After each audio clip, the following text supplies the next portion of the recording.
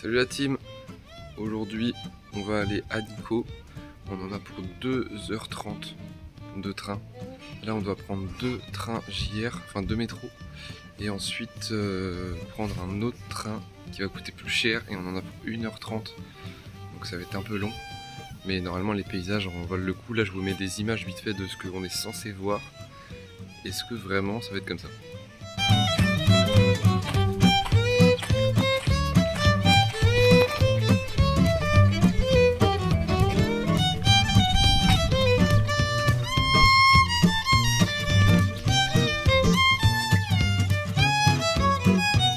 Comme évoqué au début de l'épisode, on se dirige donc vers Nikko. Alors Nikko, c'est pas forcément une destination que tout le monde va choisir quand il va au Japon, mais je trouve que c'est un très bon exemple de ce que peut montrer le Japon hors de la capitale. À mon avis, beaucoup trop de personnes limitent le Japon à Tokyo, Kyoto, Osaka, Nara. Voilà, ces villes-là, parce que elles sont toutes au même endroit, Kyoto, Osaka, Nara. Beaucoup de personnes ne font que ces destinations-là. Moi, le premier, la première fois que je suis allé au Japon, j'ai fait le chemin classique, quoi. Voilà. Mais je trouve ça vraiment dommage de ne pas explorer plus. Surtout que là, c'est vraiment pas loin. Alors, sur le papier, c'est à 150 km de Tokyo, au nord. D'accord. Mais le Japon, surtout près de Tokyo, est ultra bien desservi en matière de transport en commun, surtout en ce qui concerne les trains. Nous, par exemple, on a mis à peu près 2h30 à arriver là-bas. Vous vous dites c'est énorme, mais en soi, c'est pas grand-chose par rapport à la distance parcourue. Utiliser la voiture n'est pas du tout nécessaire pour explorer les alentours de Tokyo. Aller à Nikko vous permettra de découvrir un petit peu la nature japonaise, sortir un petit peu du béton de Tokyo et des immeubles. Là, faites plutôt place à des montagnes, des monts, des lacs, le bruit des oiseaux. Une ville à taille humaine, il n'y a pas de maxi gratte-ciel de partout. C'est une petite ville, quoi, voilà, avec beaucoup de lieux saints, des bâtiments, des temples classés au patrimoine mondial, des choses sublimes. Bon, par contre, voilà, comme c'est assez proche de Tokyo, les Japonais et même d'autres touristes y vont beaucoup. Donc les temples sont, on va dire, pris d'assaut, mais ça reste quand même beau. Tu peux y aller sans te faire piétiner. Mais du coup, il faut quand même être prêt à voir pas mal de touristes, quoi. Alors du coup, pourquoi Nikko? Pourquoi aller là-bas au final? Parce que ok, il y a des montagnes, machin, mais pourquoi Nikko et pas la ville d'à côté? Ou la ville tout à l'ouest ou tout à l'est de Tokyo, tu vois? En fait, il y a des photos que j'ai montrées au départ, mais un lac plutôt populaire et connu, le lac Shuzenji, des temples pareils, très connus, très populaires, une cascade, la ville en elle-même un peu pittoresque, un peu à l'ancienne, on va dire. Et je vais surtout aussi vous raconter l'histoire de la ville ou des petites anecdotes pour un peu justifier ce choix de ville.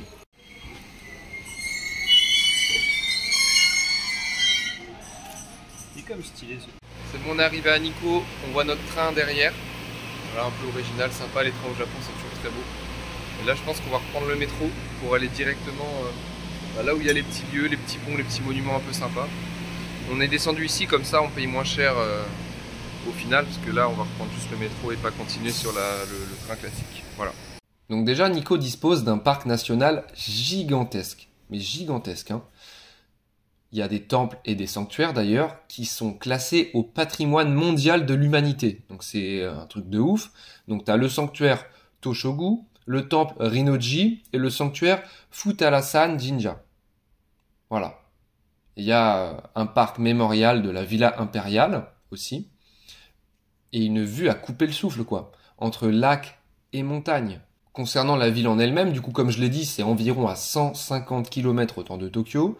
Il y a 80 000 habitants, donc c'est vraiment plus petit que Tokyo, tu vois. Le fait d'y aller en train assez facilement rend la ville très accessible. Du coup, il y a des stations de train, il y a des cars. En fait, la ville est quand même adaptée au tourisme. Il y a beaucoup de bus qui peuvent t'emmener à droite à gauche. Donc c'est assez simple de visiter les lieux, parce qu'il peut y avoir des lieux magnifiques, mais tu es obligé d'avoir une voiture. Là, on a bien regardé, en car, c'est plutôt simple de se déplacer. On vient de manger dans un resto qui s'appelle Azuma. En vrai, incroyable resto. Là, j'ai pris un petit pêle-mêle de cartes aussi. En vrai, ouais, on n'a pas payé si cher que ça. On a dû payer quoi, même pas 15 € par personne, et on s'est dégommé le bide avec les boissons, tout ça. Puis là, on va essayer de voir les petits temples de Nikko, les petits paysages naturels, voilà. C'est réputé aussi pour ses sources d'eau chaude naturelles. Donc, comme j'ai dit plus tôt, des temples et des sanctuaires y ont été construits. Et ça date pas d'hier. Ça date du 8e siècle.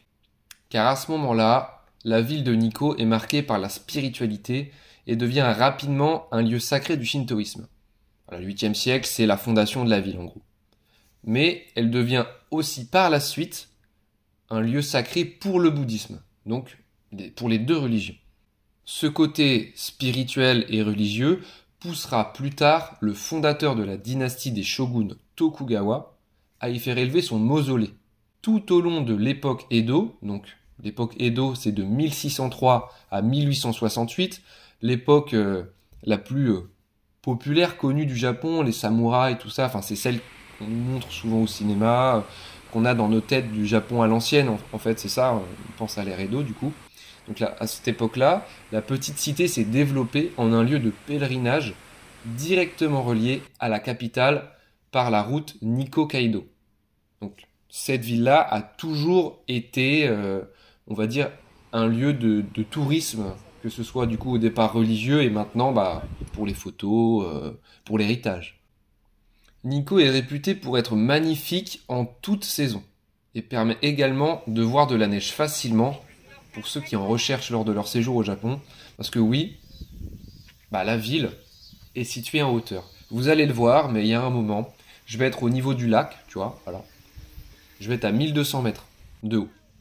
Mais on s'en rend pas forcément compte tout de suite. Forcément, quand on prend les transports en commun, le bus en l'occurrence, on se rend compte qu'on fait quand même des petites routes en zigzag pour arriver au lac. Mais de là à être à 1200 mètres de haut, tu te dis, ah ouais quand même. En fait, on a souvent le cliché entre tradition et modernité. On le voit à Tokyo, on le voit dans certaines villes. Mais là, c'est plus tradition, vraiment tradition que modernité. Et ça change. C'est pour ça que je vous conseille vraiment d'aller dans des lieux comme ça. Bon, Nikko, c'est un très bon exemple. Mais vous faites par exemple 2 semaines à Tokyo. Au milieu, vous faites un petit séjour ailleurs. Allez voir autre chose. Le Japon, c'est pas que Tokyo. C'est pas que ce bout de béton gigantesque avec des gratte-ciel. C'est aussi une histoire, des traditions. Actuellement, on est dans un petit jardin japonais, là. 300 yens l'entrée, et il y a un musée qui est compris avec. Bon, le musée, malheureusement, je pourrais pas vous le filmer. Mais là, déjà, il y a un petit jardin. Enfin, petit, plutôt pas mal. C'est un petit peu de la même trempe que les jardins, le jardin qu'on avait fait à Yokohama et le Gyoen Park, un petit peu. Donc, plutôt pas mal.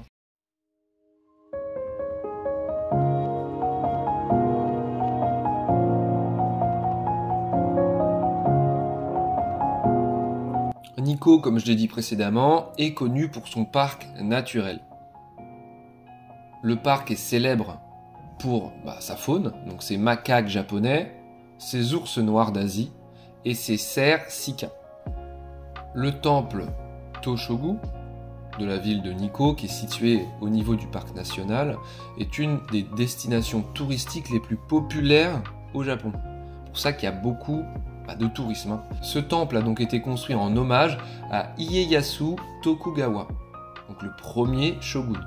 Il a été construit sur l'ordre du second shogun, donc son fils, et a été agrandi plus tard par le troisième shogun. Mais qui est cette fameuse famille Tokugawa? Qui c'est? On en entend parler très souvent au Japon. Tokugawa, les shoguns, qu'est-ce que c'est que tout ça en fait?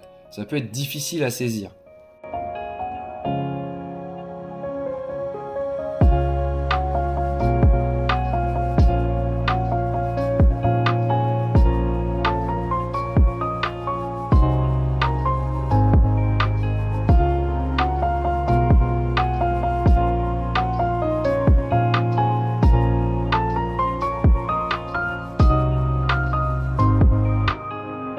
Là on est en train de continuer d'explorer un peu les temples et les sanctuaires du coin.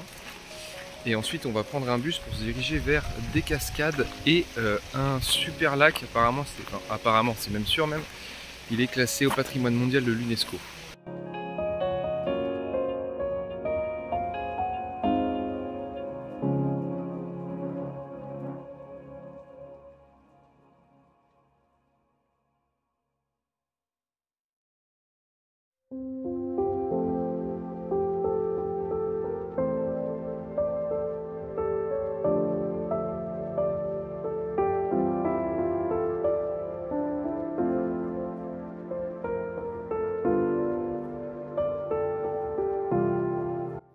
Je vous ai parlé de l'époque Edo tout à l'heure, et bien justement cette époque correspond à la période de règne de cette famille.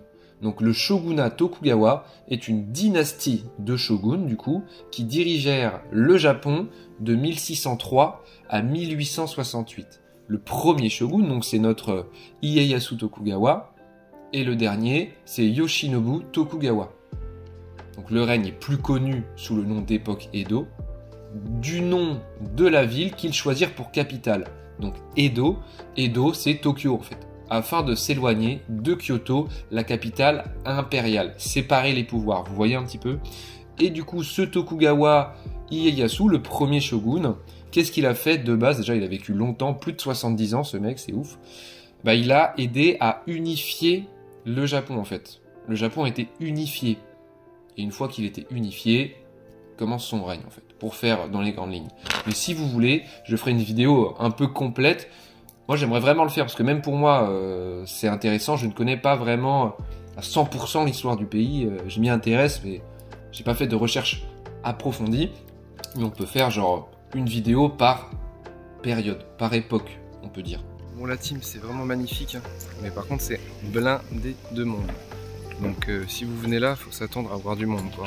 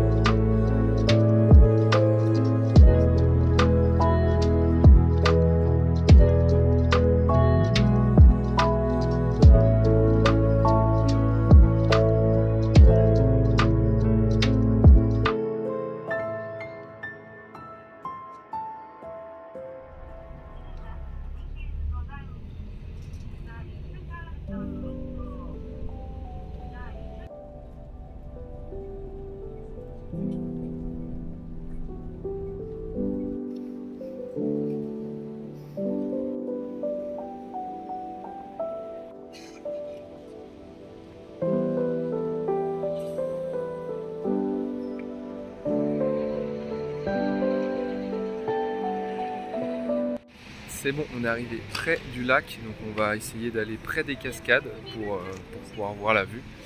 Mais il y a des nuages qui surplombent un peu les montagnes, c'est super. Et le lac, c'est le lac Chuzenji.